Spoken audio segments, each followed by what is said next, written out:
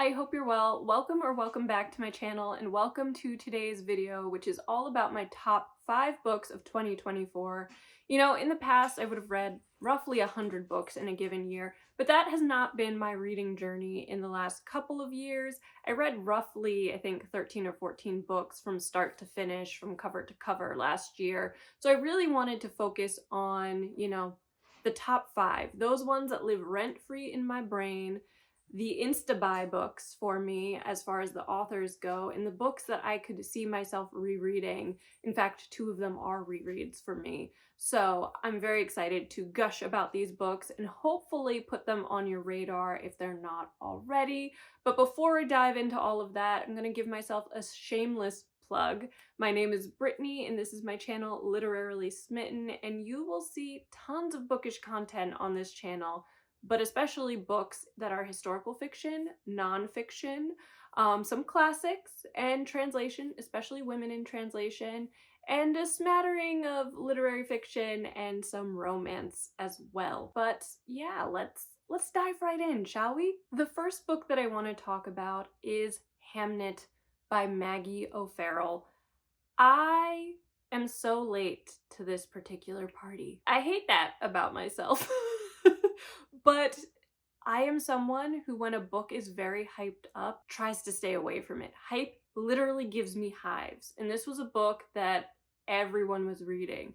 And so I really kept my distance from it, and I regret that sincerely, because I read Hamnet and then promptly read The Marriage Portrait right after it.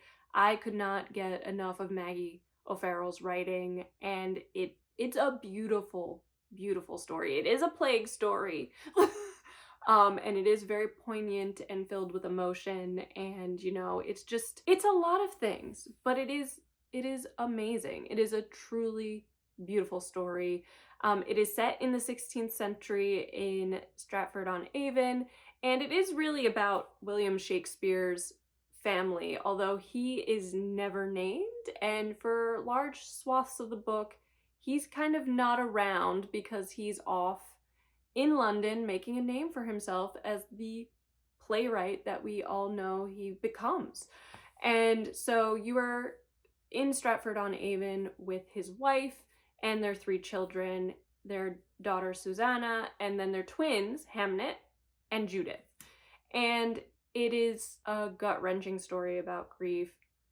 It is also a love story about Agnes and William Shakespeare, and they just have this amazing chemistry from the start, and their life isn't easy. Agnes is a gifted healer, and she lives with a stepmother who makes the stepmother in like Cinderella look tame, and William Shakespeare is indentured to a Latin tutor trying to pay off a debt that his father has accumulated over the time. So they have a lot of sort of struggles before they even have to cope with the death of their only son, Hamnet. And he falls ill with the bubonic plague and unfortunately passes away at age 11. And understanding how each of the individuals in this family copes with the loss, as well as understanding how it impacts the marriage that seems really strong and is truly one that is filled with love and passion for one another, seeing how it impacts them together separately, and then also seeing how it is transposed into the famous play Hamlet by William Shakespeare. That's something that he does and how he copes with his grief. So it is a truly, truly beautiful story. The writing is truly chef's kiss. It is beautiful.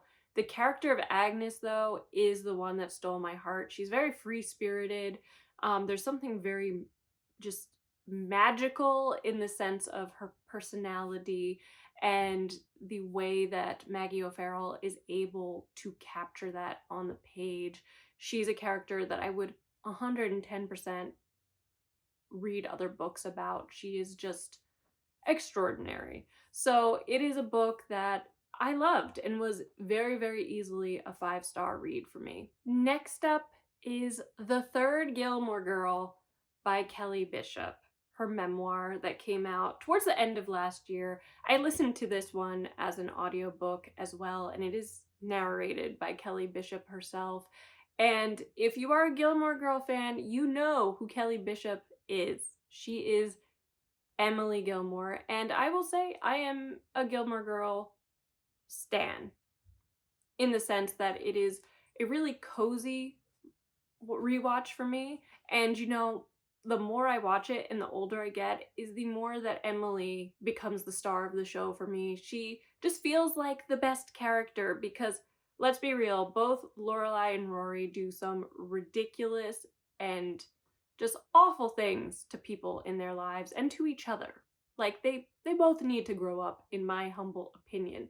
But Emily, adore her. The Third Gilmore Girl is a memoir about Kelly Bishop, who I really didn't understand sort of the breadth of her career and just how much acclaim she had prior to being in the Gilmore Girls. She, started out as a dancer and she was on Broadway. She was in the original The Chorus Line, or A Chorus Line, and actually some of her like life experiences helped inform the character that she played.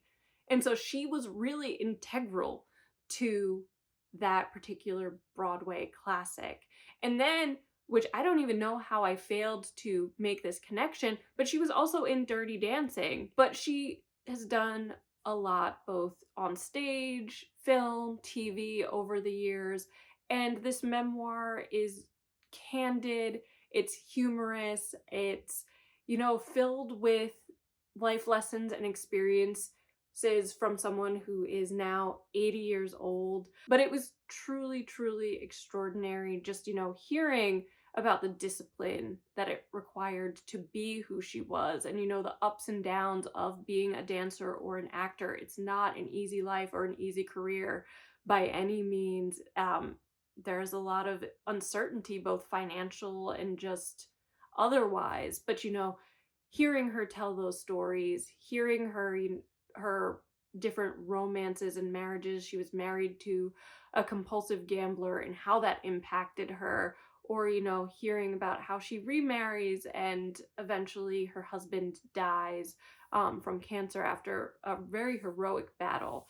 But hearing all of that, seeing her, talking about marching for women's rights and just having this really full and inspiring life, it was incredible. So I couldn't recommend it more highly. I think if you are a Gilmore Girls fan, this book will be right up your alley. It's going to be something that really, really endears you to, I think, Emily Gilmore even more, because she does give insights into, how she auditioned for that role and ended up getting it, and what the process of filming the series was like, and what her relationship with the different cast members were, and things like that. So I think if you are a Gilmore Girls fan, it is one that you will really enjoy. I think if you are someone who is a fan of Broadway, you might also really enjoy this. But her life is just amazing, and I would 10 out of 10 recommend listening to it as an audiobook, so you're hearing it from her directly. Next is Small Things Like These by Claire Keegan, which I decided to read because, is it Cillian or Cillian Murphy was going to be in the film adaptation of it, and I love him from, Peaky Blinders, so it was on my radar. And I listened to this as an audiobook as well, because audiobooks are just easier when I am walking my dog a million times a day. But I listened to this as an audiobook and was actually surprised at how short a book it is. I would say that it's more of a novella than a novel. It's, I think, 128 pages or thereabouts. So it is a very, very quick read. But this is, again, a really poignant book. It actually, I don't know if it's because of the setting, which is Christmas sorry, Memphis. It is Christmas in Ireland in 1985. It vaguely reminds me of James Joyce, in particular, The Dead by James Joyce. Um, but yeah, the writing is absolutely stunning, but the story is as well. It is about a coal merchant named Bill who is, the son of a woman who was unmarried when she had him in Ireland at the time, which, led to her being somewhat ostracized, and she's taken in by a very generous employer. Bill is now a grown man with a family of his own. He is financially independent. He's really come up in the world, as it were, from the situation his mother was in. And he goes to the convent to receive payment and to deliver more coal ahead of Christmas, and inadvertently discovers that this convent is actually one of the infamous Magdalene laundries that the Catholic Church ran back in the day, which essentially were these abusive institutions where young girls in particular who were unmarried and pregnant would end up atoning for their sin by, taking care of all of the laundry. They were oftentimes cruelly abused. So it is one of those kind of unfortunate situations with the church. But he discovers that that's what's going on at this convent. It's very difficult for him as he's grappling with this because he is seeing how very easily his mother could have ended up in a similar situation. And it's also very difficult because everyone around him, including his own wife, is telling him to kind of turn the other way. Don't criticize the convent. The church is very powerful. Like, don't do this to yourself. You have a good life, basically, so don't get embroiled in whatever is going on there. So it's interesting to see kind of the emotional turmoil that Bill is going through as he's sort of superimposing his mother and his own existence on this situation. He is also now a father, so kind of understanding what he would feel like if his own children or his own wife were in similar circumstances. He has a lot of big feelings about this. And this is not a book that has, I would say, a very conclusive ending, which didn't bother me, but that is something to note because I know some people do not like ambiguous endings to books. But this was truly beautiful. It was a quick read. Bill and his emotions and everything that he's going through, really, really powerful as well. But it was a really powerful book. And I think for 2024 in particular, I was looking for those books that had big emotions, beautiful writing, and characters that just made me feel. Next, I want to talk about the two books that I do own and the two books that also happen to be rereads for me. The first is The English Patient by Michael Ondaatje. I've spoken about this book many, many times on my channel. It is probably one of my most reread books. I've read it 3 or 4 times at this point. It's a book that anytime I am experiencing a reading slump, I tend to bring it out because it's a book that is easily finished because it's not that long, but it's also a book that is going to give me big feelings, really, really big feelings, and it's just beautifully written. I would say that this is probably on the more literary side of the books that I'm describing today, but it is also historical fiction, like Hamnet, and also like Claire Keegan's book, Small Things Like These. But this is a book that's set before and during World War II, and has 2 timelines effectively. The main one is the Italian campaign, in which the Allies are now moving through Italy. They have started to basically win. So the Nazis are on the run. You have a nurse named Hannah who decides that she is going to camp out at this bombed out and abandoned villa with one of her patients, the English patient, who is a severely burned man who does not know his identity. She's decided for whatever is left of his life, they're going to camp out there. She's going to take care of him. And that's just the way it's going to be. She's going to be left behind by the army, effectively. And she's not alone. It's kind of a found family story, too, in which you have this man Caravaggio, who's a thief, this Indian sapper named Kip, who end up staying with her and the English patient. So you more or less have these 4 individuals eking it out during the end of the war in this villa.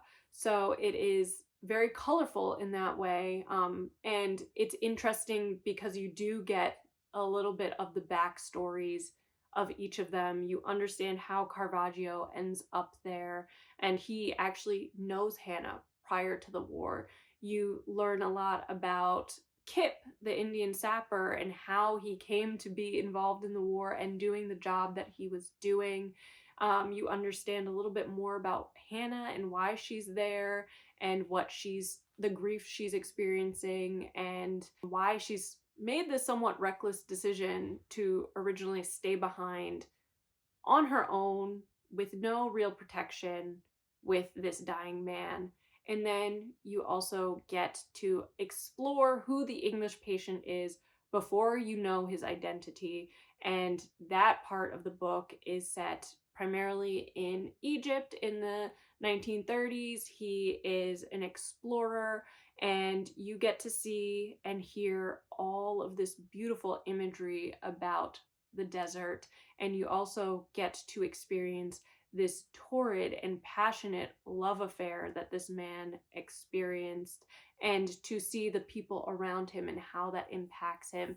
It is a truly breathtaking story. The end is divisive. Not everyone loves it, but I am truly obsessed.